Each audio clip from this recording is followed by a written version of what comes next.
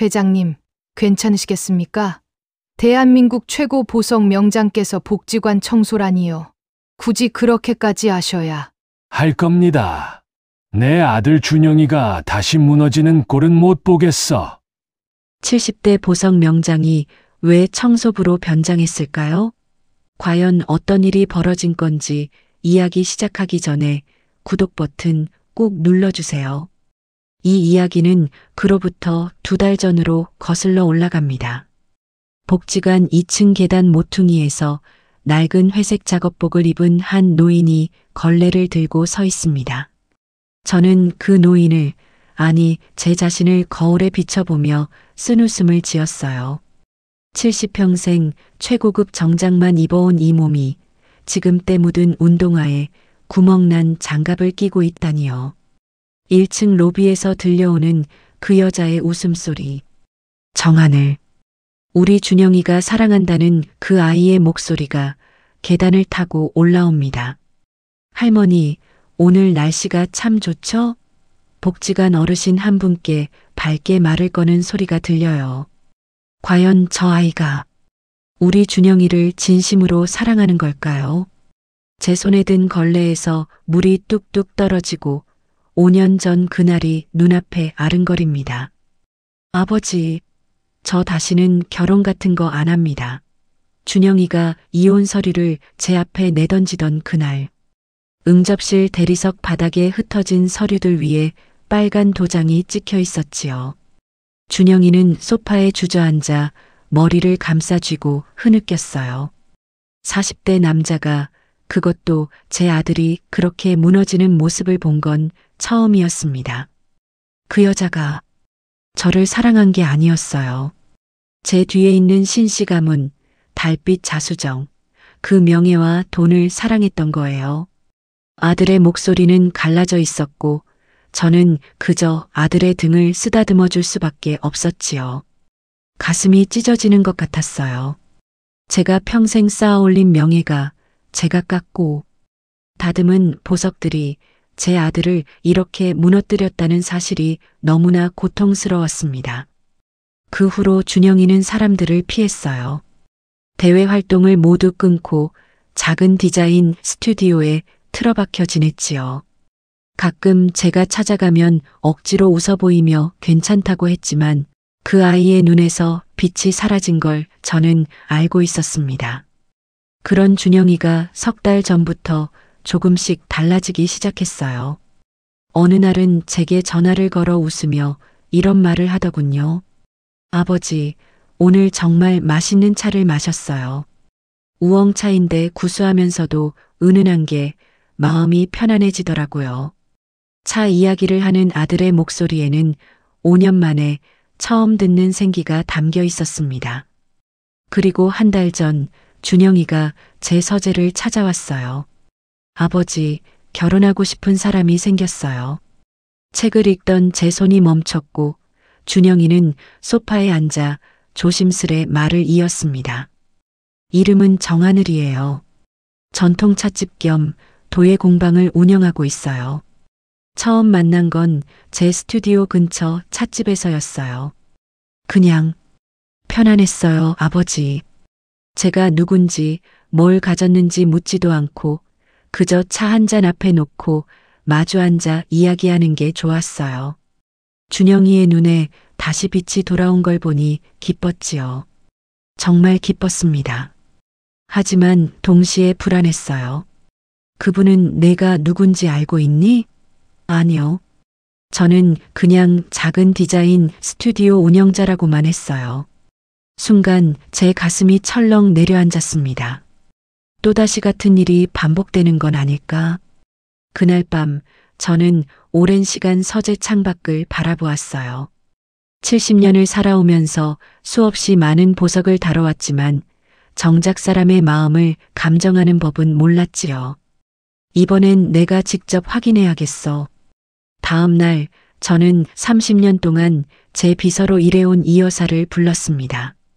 여사님, 제가 부탁이 하나 있습니다. 정하늘이라는 여성에 대해 알아봐 주십시오.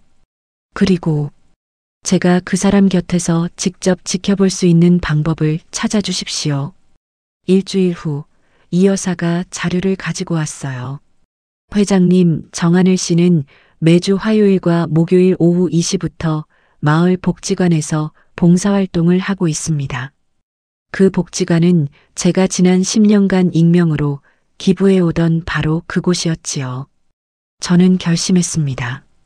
여사님, 그 복지관에 청소부 자리가 필요하다고 전해 주십시오. 제가 직접 가겠습니다.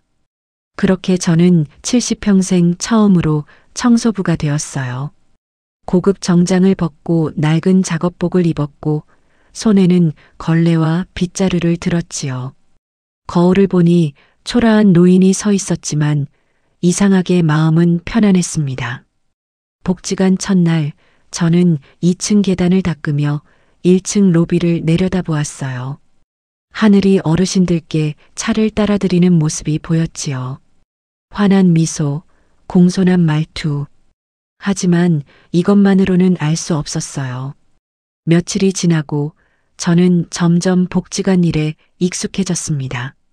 화장실을 청소하고 복도를 쓸고 창문을 닦으며 하늘을 관찰했지요. 그 아이는 누구에게나 한결같았어요. 복지관 관장님께도 다른 봉사자들에게도 그리고 저 같은 청소부에게도 똑같이 존댓말을 쓰고 미소를 지었습니다. 어느 날 오후 복지관 로비에서 작은 사건이 일어났어요. 제가 물걸레질을 하다가 실수로 한 이용자분의 신발에 물을 튀겼지요. 그분은 화를 내며 소리쳤습니다. 아니, 이 양반이 대체 뭐 하는 거야? 제대로 보고 다니질 못해. 저는 고개를 숙이고 사과했어요. 죄송합니다. 죄송합니다. 순간 누군가 제 앞으로 다가왔습니다. 하늘이었어요. 어머님, 진정하세요. 김씨 아저씨는 어쩌다 보니 이곳에 오셨지만 누구보다 열심히 일하시는 분이에요. 하늘은 자신의 가방에서 손수건을 꺼내 그분의 신발을 정성껏 닦아드렸고 자신이 만든 도자기 찻잔에 차를 따라 대접했지요. 제가 끓인 차예요. 한 모금 드시고 마음 푸세요. 그 이용자분은 차를 마시며 점차 진정하셨어요. 그날 저는 처음으로 하늘의 마음을 조금 엿본 것 같았습니다. 하지만 아직 확신할 순 없었어요. 더 확실한 증거가 필요했지요. 그리고 2주 후 결정적인 순간이 찾아왔습니다.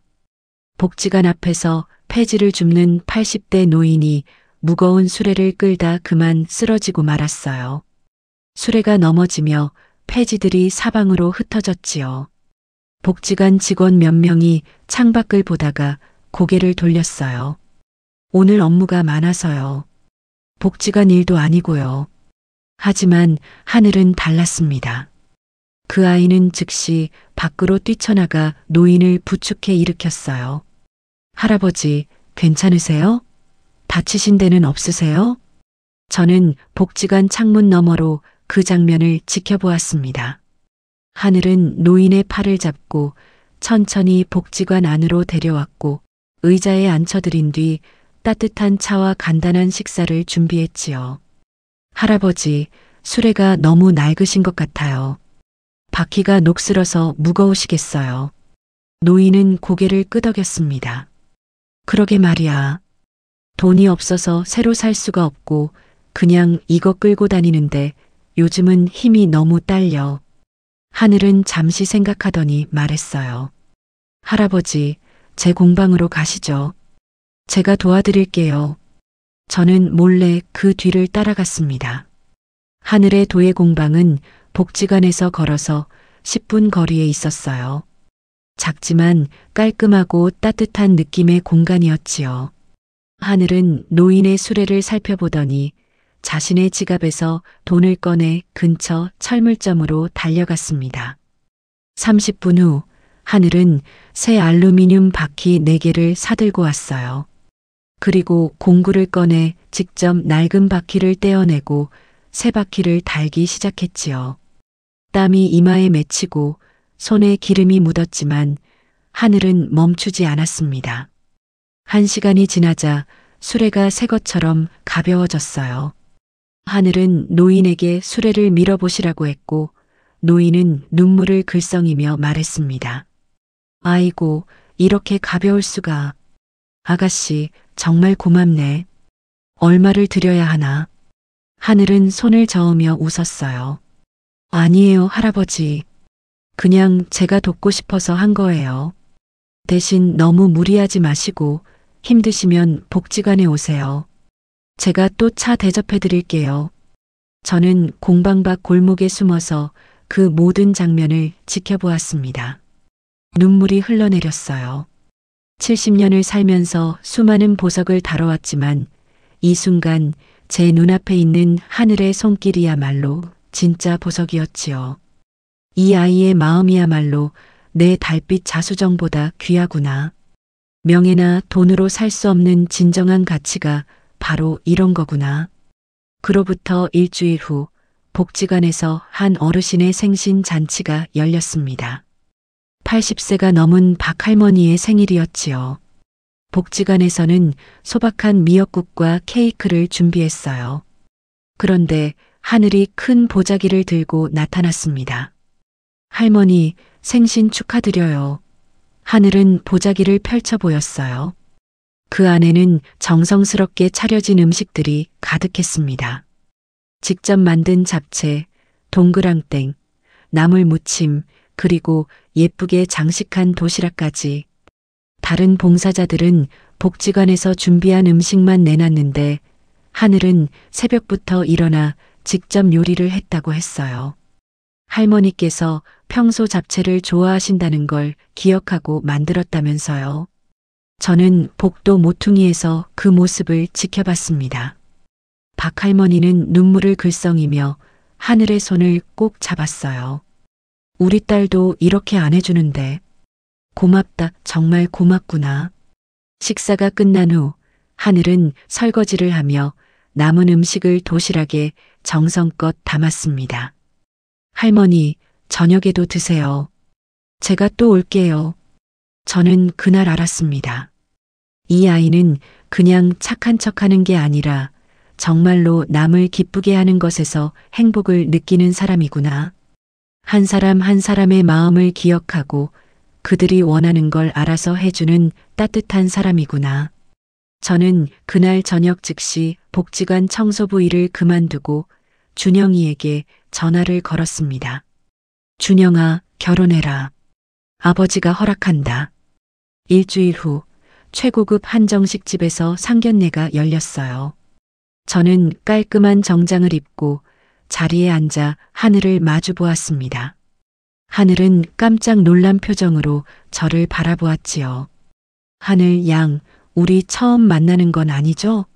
복지관 청소부 김씨 아저씨예요.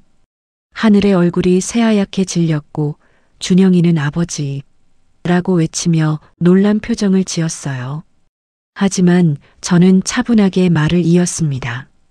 나는 내가 복지관에서 나를 대하던 태도, 그리고 폐지 줍는 노인을 위해 수레바퀴를 직접 갈아주던 그 헌신을 보았어. 내가 가진 마음의 부는 내가 가진 재산보다 훨씬 크더구나. 저는 주머니에서 작은 상자를 꺼내 하늘에게 건넸어요. 상자 안에는 우리 가문의 상징인 달빛 자수정 반지가 들어있었지요. 이건 우리 가문이 대대로 며느리에게 물려주는 반지야. 이제 이 반지는 명예가 아니라 변치 않는 진심과 사랑을 상징한다네. 하늘은 떨리는 손으로 상자를 받았고 눈물을 흘렸어요. 회장님, 저는 그냥 도와드리고 싶었을 뿐이에요. 바로 그거야, 하늘 양. 그 마음이 바로 우리 가문에 필요한 진짜 보석이야. 준영이와 하늘은 2달 후 조촐한 결혼식을 올렸습니다. 화려하지 않았지만 따뜻한 축복으로 가득했지요. 결혼 후에도 하늘은 여전히 찻집과 도예 공방을 운영하며 복지관 봉사를 이어갔어요. 그리고 저는 이제 청소부 김씨가 아닌 하늘의 시아버지로서 가끔 복지관을 찾아갑니다. 더 이상 신분을 숨기지 않고 정장을 입고 가서 하늘과 함께 어르신들께 차를 대접하지요. 어느 날 손자가 태어났습니다. 저는 갓 태어난 손자를 안고 창밖을 바라보며 생각했습니다. 가장 귀한 보석은 사람의 마음이며 가장 훌륭한 유산은 따뜻한 손길이로구나. 우리 가문의 등불은 이제 영원히 꺼지지 않을 거야. 복지관 어르신들은 저를 보면 이제 이렇게 말합니다. 회장님, 좋은 며느리 두셨어요. 저는 고개를 끄덕이며 대답하지요. 예, 우리 하늘이는 제가 평생 찾아 헤맨 가장 아름다운 보석입니다. 저녁 노을이 창문으로 비쳐들고 하늘이 끓여준 차 향기가 방 안에 은은하게 퍼져요. 준영이의 웃음소리가 들리고 손자 마음이의 제잘거림이 들립니다. 이제야 알았어요. 진짜 행복은 화려한 보석이 아니라 이렇게 함께 차 한 잔 마시며 웃을 수 있는 평범한 순간에 있다는 거요. 여러분, 오늘 이야기 어떠셨나요? 진짜 행복은 명예나 재산이 아니라 따뜻한 마음과 사랑에 있다는 걸 다시 한번 느끼게 되는 이야기였습니다. 혹시 오늘 이야기에 공감하셨다면 구독과 좋아요, 알림 설정 부탁드려요. 그리고 댓글로 여러분의 가족 이야기도 들려주세요. 여러분 모두 가족과 함께 행복한 하루 보내세요. 감사합니다.